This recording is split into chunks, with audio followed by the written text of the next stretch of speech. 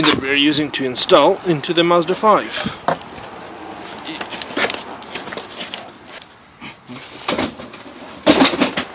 It has this metal plate that we're gonna attach to the car and a bunch of wires.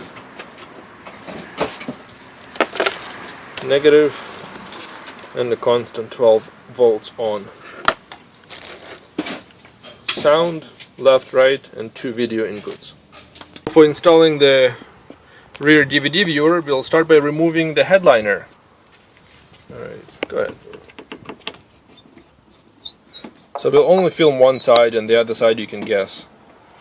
That's starting from the back.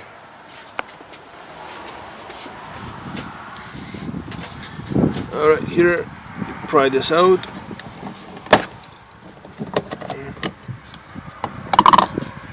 And there's a screw inside. You have to remove the tabs. Here, the back piece here, it's still removed.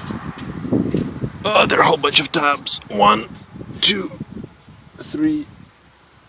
You'll also need to remove the seat belt. This just pops off. And it's like that.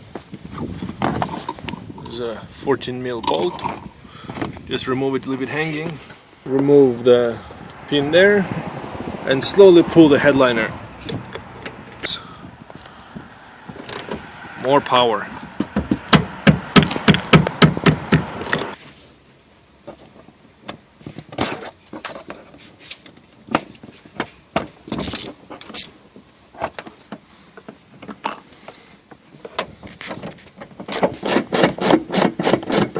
Okay. You also need to remove some tabs on the top. Right.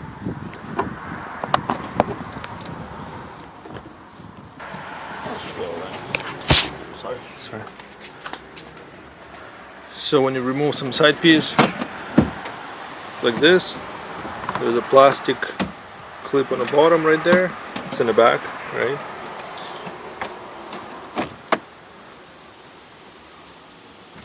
You can see it.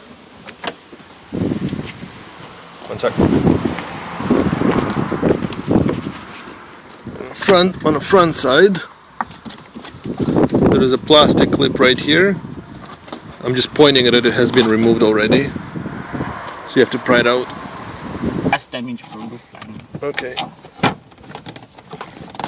So like, it kind of just pops out.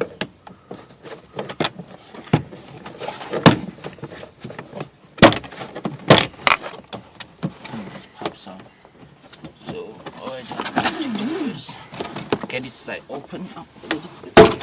Got it. Got it. It's out.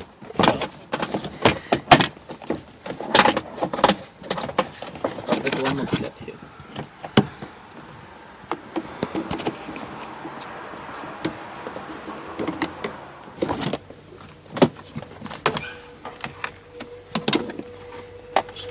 Hey, don't worry, it's Duramo from my wife. Oh yeah, there's a part of the airbag system for the curtains. Goes all along the roof. Same goes for the other side. I won't really film it, but you guys can guess. And there goes the other side. There's one little body clip that you need to pop out.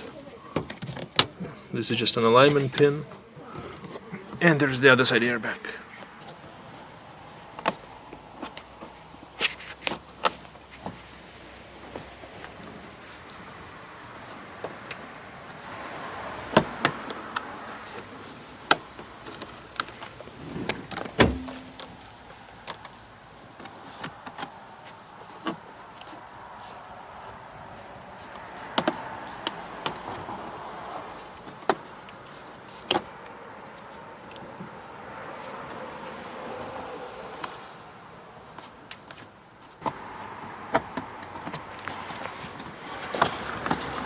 Don't know.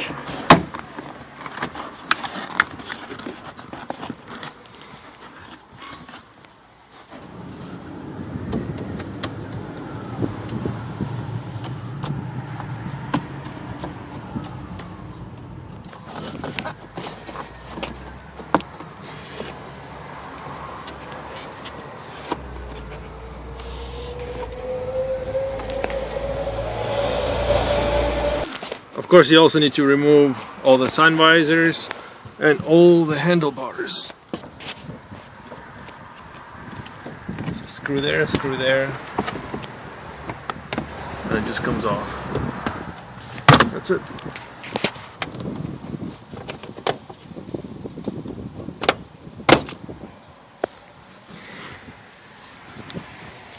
See, there are two clips that you try to push in from both sides when you pull it out.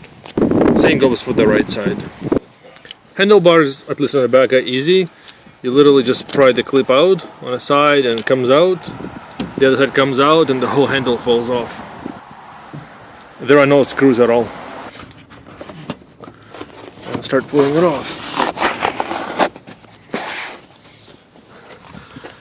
And you can see it's coming off. Be gentle, there is airbag here, you don't want to puncture it. On the back you have to disconnect the wire before you can drop it. It's still held in by the clip. After disconnected you gotta remove the clip. You also have a water connection that you can slip off right here. And on the left side there is another wire connection, another plug you gotta disconnect, and then you can remove it. You actually don't need to remove the middle light at all, because it's just, as you can see, it's just held in by inside wiring. It does nothing. As you can see, it's basically held in by 4 pieces. We managed to pry them with the 2 pry bars, and it fell out. There is 1 connector and the light comes out. Nice for Mazda to provide 4 screws to mount any plate. Maybe it's for high-end models, but it's already included, all including with the nuts pre-welded into place. My plate is a little bit small, but hopefully you have a better one. Sorry, that's getting a little late in the night. So the side panel from the front basically comes up by pulling 2 of the clips off, right? And then sliding it up to slide it from the top clip, which is a pain in the butt to remove.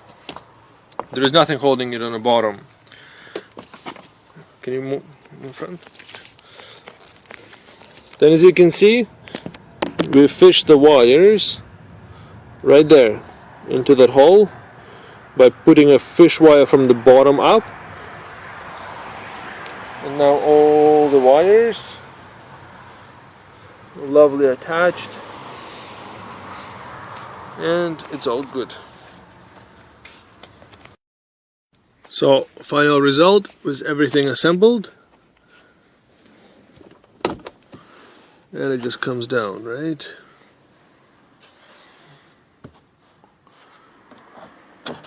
With the screen down, it's about 11 inches. You can see it's only blocking just top of the rear view mirror. Not too bad. And this is it from the back.